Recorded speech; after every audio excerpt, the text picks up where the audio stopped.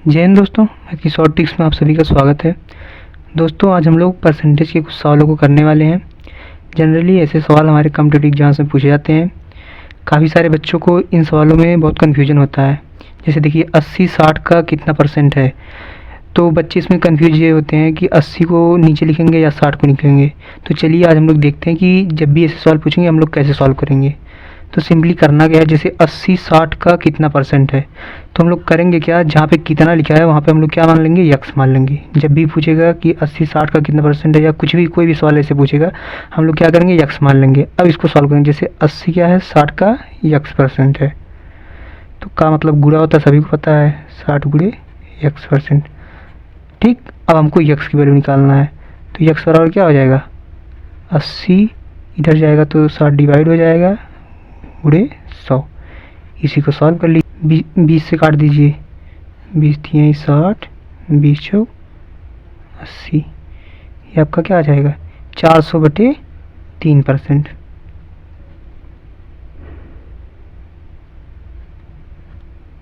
ठीक, अब इसको हम लोग सॉल्व भी कर सकते हैं या ये आंसर हो जाएगा। इसको डिवाइड करके देख लीजिए। ठीक, तो जब भी हमसे का वाला सवाल पूछेगा, जैसे 80-60 का कितना परसेंट है, 60-80 का कितना परसेंट, कुछ भी पूछेगा हम लोग यक्स मान के उसका आंसर देंगे। अब जैसे इसको देखिए 80 का कितना परसेंट 60 है, अब इसमें क्या करेंगे, कितने की जगह यक्स मान लेंगे। तो क्या हो जाएगा, 80 गुणे यक्स बराबर 60 के। ठीक, ये यक्स परसेंट है, तो हमारा यक्स की वैल्यू क्या आ जाएगा, 60/80 गुणे 100। इसको हम लोग सॉल्व कर लेंगे। काट लीजिए, 20 से 20 थी 60 हो जाएगा, 20 चौक 80 हो जाएगा, यहाँ पे 4 आ जाएगा, यहाँ पे 3 आ जाएगा। इसको काटेंगे तो क्या आ जाएगा, 25 आ जाएगा। तो कि यक्स वैल्यू क्या आ जाएगा, 75%।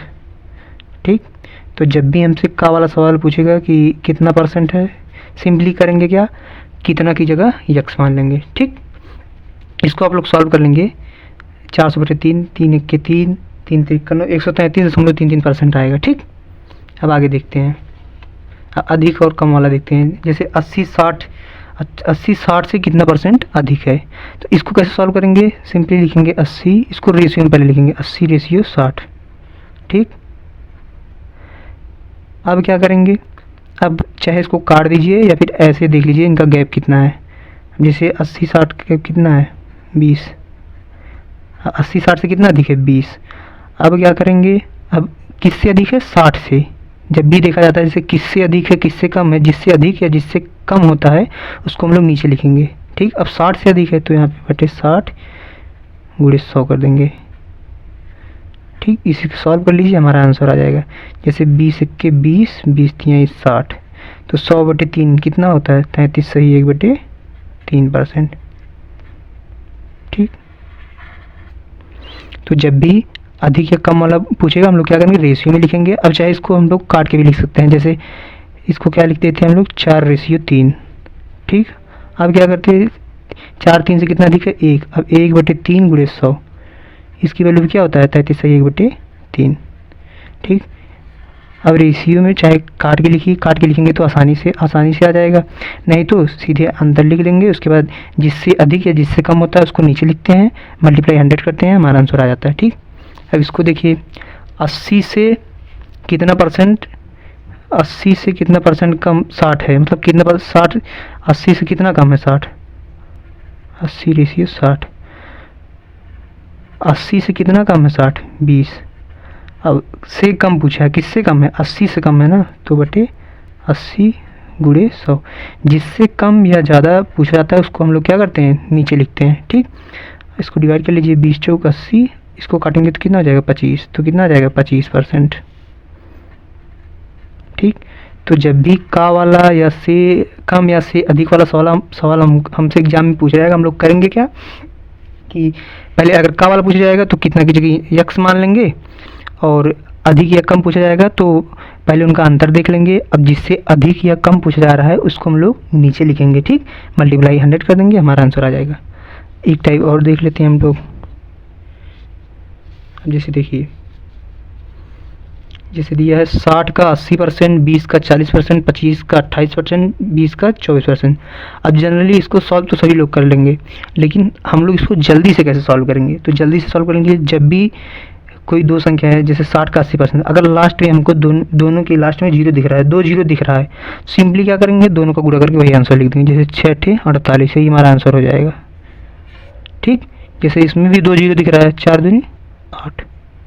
जब भी दोनों के लास्ट में जीरो दिखेगा हम लोग क्या करेंगे, डायरेक्ट उनका गुणा करके वही आंसर लिख देंगे।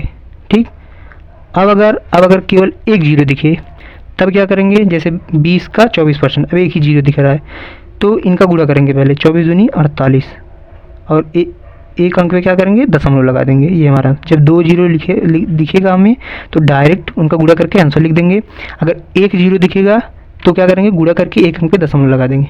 अब जैसे ऐसे पूछ ले 25 का 28%, अब इसको कैसे सॉल्व करेंगे, इसमें क्या करते हैं हम लोग, इसको लिख सकते हैं 25%, 28 का 25% लिख सकते हैं।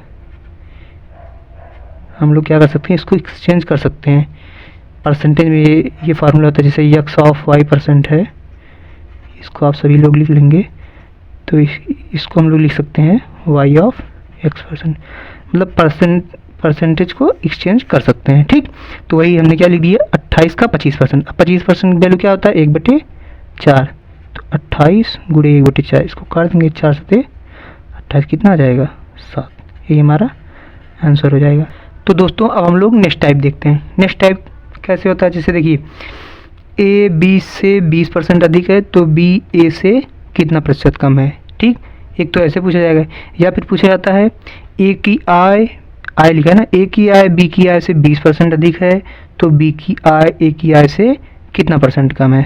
ठीक, और कैसे पूछा जाता है, जैसे ए की गति बी की गति से 20% अधिक है तो बी की गति ए की गति से कितना % कम होगी। ये भी एक ही टाइप सब चल रहा है, एक ही कितने प्रकार से पूछा जाता है मैं आप सबको बता रहा हूँ।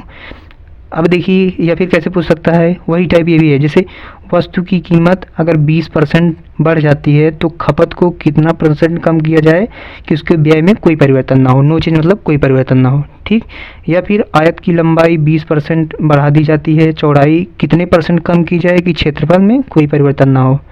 या फिर कैसे पूछा जाएगा, त्रिभुज का आधार 20% बढ़ा दिया जाता है, ऊंचाई कितना % कम किया जाए कि क्षेत्रफल में कोई परिवर्तन ना हो। ठीक, ये अधिक का चिन्ह है, ये कम का चिन्ह है। ठीक, और कैसे पूछा जाता है कि बेलन की त्रिज्या 20% बढ़ा दी जाती है, ऊंचाई कितने % कम किया जाए कि क्षेत्रफल में कोई परिवर्तन ना हो। ठीक, अभी एक ही टाइप चल रहा है, ये सभी एक ही टाइप के हैं।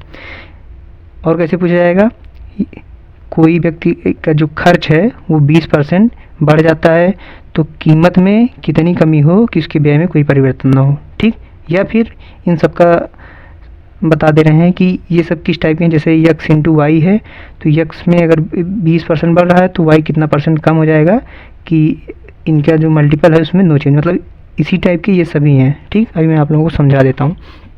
अब इसको सॉल्व कैसे करते हैं, तो जब भी ऐसे क्वेश्चन दिखें सबसे शॉर्ट, एक सेकेंड, सबसे शॉर्ट में इनका सॉल्व करने का क्या होता है, जैसे 20% है तो इसको हम लोग सबसे पहले लिखेंगे 20%। ठीक, 20% क्या लिख सकते हैं, 1/5। ठीक, अब सब क्या हो रहा है, बढ़ रहा है ना, तो प्लस हो गया। अब क्या करेंगे, अब हमें क्या निकालना है कि कितना % कम है। ठीक, तो सबसे पहले क्या लिखेंगे, चिन्ह प्लस, पहले बढ़ रहा था तो प्लस था, अब कम हो रहा है तो सबसे पहले माइनस का चिन्ह लिखेंगे। अब क्या करते हैं, ऊपर जो होता है सेम टू सेम ऐसे लिखते हैं जो अंश में होता है, अब यहाँ पे 1 लिखेंगे। ठीक, अब क्या करेंगे, अब यहाँ पे प्लस था, 5 1 6, यहाँ पे 6 लिख देंगे। ठीक, इसी मल्टीप्लाई सब कर 100 कर देंगे, यही हमारा आंसर हो जाएगा। इसको सॉल्व कर लीजिए। ठीक, 6 1 6 40 हो जाएगा, 6 4 36, मतलब 16.67% आ जाएगा। माइनस का मतलब है कमी हो रहा है। ठीक, तो जब भी ये सभी एक ही टाइप के हैं, जब भी ऐसे सवाल दिखेंगे हमें क्या करना है, अगर बढ़ रहा है पहले प्लस था, ठीक, पहले उसको % में चेंज, फ्रैक्शन में चेंज करेंगे तो 1/5 आ जाएगा। अब क्या करेंगे, अब जैसे पहले प्लस था कम हो रहा है तो चिन्ह अलग लगाएंगे, ऊपर वाला सेम लिखेंगे, दोनों को जोड़ के नीचे लिख देंगे, मल्टीप्लाई 100 करेंगे, यही हमारा आंसर हो जाएगा। ठीक, अब एक टाइप और कैसे पूछा जाएगा, इसमें कैसे पूछ सकता है कि अगर कीमत जो है 20% कम हो रहा है। ठीक, इन सभी के लिए बता रहा हूँ, सभी अगर कम हो रहा है, ठीक, और खपत कितना बढ़े कि व्यय में कोई परिवर्तन न हो। इसको कैसे करेंगे, अगर कम हो रहा है तो सबसे पहले माइनस हो जाएगा, -1/5। 20% का फ्रैक्शन वैल्यू होता है 1/5, ठीक, कम हो रहा है। अब हमें निकालना है कि कितना बढ़ाया जाए। इन सभी का सोल्यूशन ये है, ठीक। हम लोग अब देख रहे हैं कि अगर इन सब को कम किया जाए तो इसको कितना बढ़ाया जाए कि इसमें कोई परिवर्तन ना हो, ठीक। अब देखिए, अब क्या करेंगे, कमी हो रहा था तो -1/5 लिख दिया। अब कितना कितना बढ़ाना है इनको, तो बढ़ाने के लिए क्या करेंगे, प्लस लिखेंगे, ठीक, ऊपर सेम लिखेंगे। अब -5 में से 1 घटा के, इसमें क्या किए थे, 5 में 1 जोड़ के नीचे लिखे थे। अब पहले कमी हो रहा था तो 5 में 1 घटा के 4 लिखेंगे, ठीक, मल्टीप्लाई 100 कर दीजिए, ये हमारा आंसर हो जाएगा। तो हमें कितना वृद्धि करना होगा, ये कितना, 25%, ठीक। ये समझ में आया कि नहीं। जैसे पहले क्या था कि वस्तु की कीमत 20%, इन सभी के लिए बता रहा हूँ, जैसे हाथ की लंबाई आप लोग सभी के लिए समझ लीजिए, ये सभी के लिए यही सोल्यूशन है, ठीक। जैसे वस्तु की कीमत 20% बढ़ रही है तो खपत में कितनी कमी की जाए कि व्यय में कोई परिवर्तन न हो। तो उसके लिए क्या था कि 20% हमने बढ़ाया, ठीक। अब क्या किया, 1/5 हो गया। अब हमने जैसे कमी कितना करना, कमी के लिए माइनस लगाया, ऊपर वाले को सेम रखा। अब ये पहले प्लस था तो 5 1 6 जोड़ के 100 कर दी, यही हमारा आंसर हो गया, ठीक। अगला टाइप ये वाला किसका है, जैसे अगर कीमत 20% कम हो रहा है, ठीक, कीमत 20% कम हो रहा है तो खपत में कितना वृद्धि किया जाए। ये खपत हम लोग, ये क्या है, ये खपत है। खपत में 25% की अगर वृद्धि की जाएगी तो हमारा व्यय में कोई परिवर्तन नहीं होगा, ठीक। तो आप लोगों को समझ में आया।